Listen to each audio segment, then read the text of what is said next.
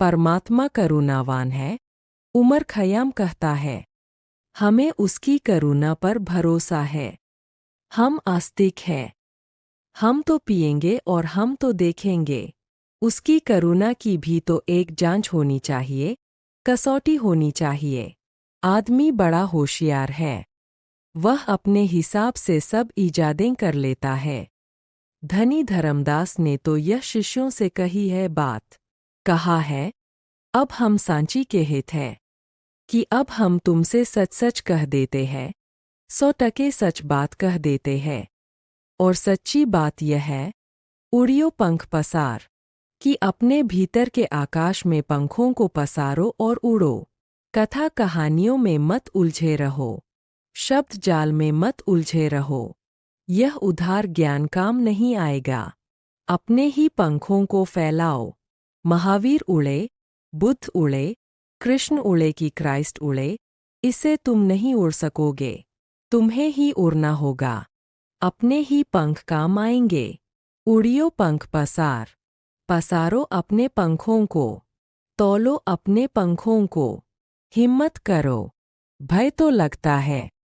भीतर जाने में भय लगता है, क्योंकि एकदम अकेले हो जाते हैं हम भीतर।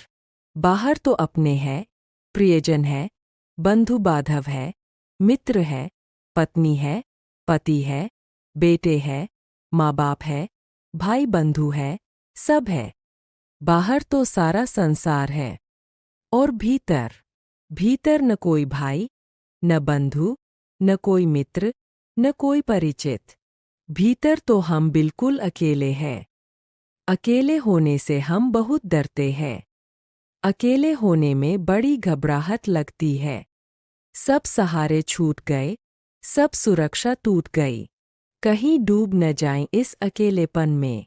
यह एकाकीपन, पता नहीं फिर हम वापस लौट सकें, न लौट सकें। कहीं गल न जाएं, पिघल न जाएं। सो हम पकड़े रहते हैं दूसरों को। पति पत्नियों को पकड़े हुए हैं, पत्नियां पतियों को पकड़े हुए हैं।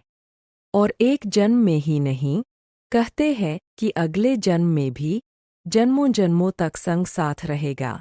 लोग एक दूसरे के प्रेम में पड़ जाते हैं तो कहते हैं कि एक जन्म से ही काम नहीं चलेगा, जन्मों जन्मों तक साथ रहेंगे। कल का जिनको भरोसा नहीं है, वे जन्मों जन्मों की बात कर रहे हैं। ये ही सज्जन कल तलाक देने के लिए अदालत में खड़े मिल जाएंगे, मगर अभी एक दिन पहले कह रहे थे कि जन्मों जन्मों तक। मुल्ला नसरुद्दीन ने अपनी प्रेयसी को कहा कि मैं तेरे लिए मृत्यु का भी सामना कर सकता हूँ।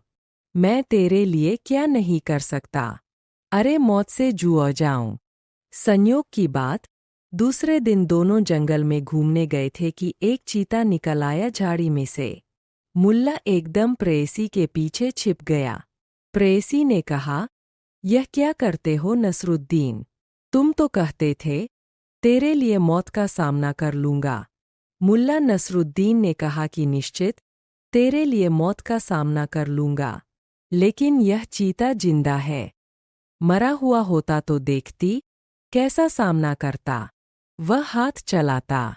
उस प्रेयसी से तो मामला खत्म हो गया उसका, कि ऐसे आदमी से कौन नाता बांधे। यह दगा दे गया। मौके पर काम नहीं आया। दूसरी प्रेयसी से उसने कहा कि मेरा प्रेम अमर है, जन्मों जन्मों तुझे प्रेम करूंगा। उस प्रेयसी ने कहा कि नसरुद्दीन, मैंने तुम्हारे संबंध में कुछ बातें सुन रखी है। तुम सच कहते हो कि तुम्हारा प्रेम अमर है? उसने कहा कि निश्चित, मैं जन्मों जन्मों तुझसे प्रेम करूंगा। 7वीं मंजिल पर बैठे हुए थे मकान की। उसने कहा, तो कूद जाओ। अच्छा। उसने कहा, यह मैं नहीं कर सकता। मैंने तुझसे पहले ही कह दिया कि मेरा प्रेम अमर है। मैं मर नहीं सकता, कभी नहीं। मैं सदासदा तुझे प्रेम करूंगा। मैं मर नहीं सकता। मेरा प्रेम अमर है। लोग नाते रिश्ते बना रहे हैं, अमरता के जाल गूंथ रहे हैं, एक दूसरे को झूठे आश्वासन दे रहे हैं, भरोसे दे रहे हैं। भीतर जाएंगे तो अकेले हो जाएंगे और भीतर डर लगता है कि पता नहीं क्या हो। फिर भीतर जब पहली दफा कोई प्रवेश करता है तो अंधकार ही मिलता है, प्रकाश नहीं मिलता।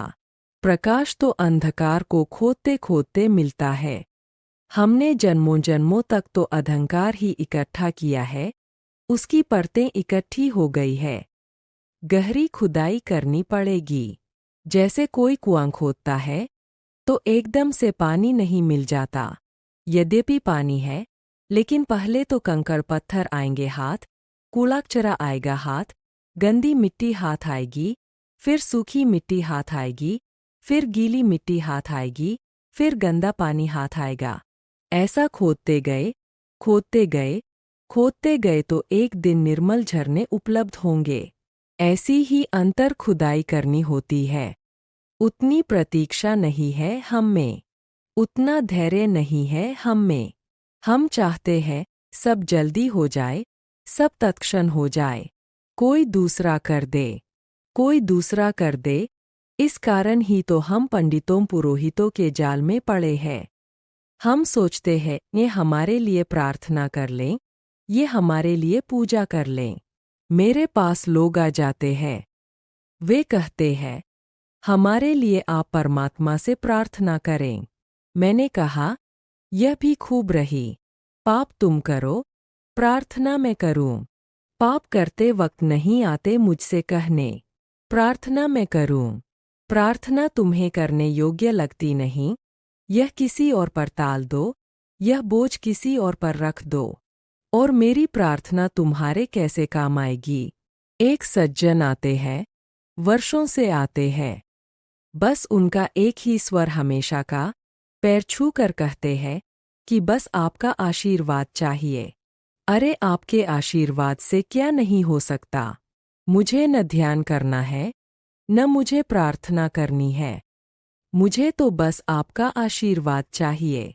मैंने उनसे कहा कि अगर तुम्हें मेरे आशीर्वाद पर इतना भरोसा है तो तुम ऐसा करो, दुकान भी बंद कर दो, धंधा भी बंद कर दो।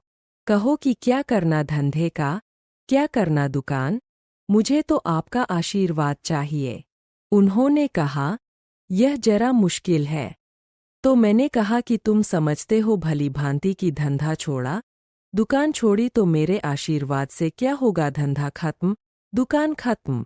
जो तुम करना चाहते हो वह तो तुम खुद ही कर रहे हो, और जो तुम नहीं करना चाहते वह सोचते हो अगर मुफ्त मिल जाए तो क्या हर्ज। अरे मुफ्त मिले तो ले ही लो। अगर मुफ्त मिलता हो परमात्मा तो कौन नहीं ले लेना चाहेगा। मगर मुफ्त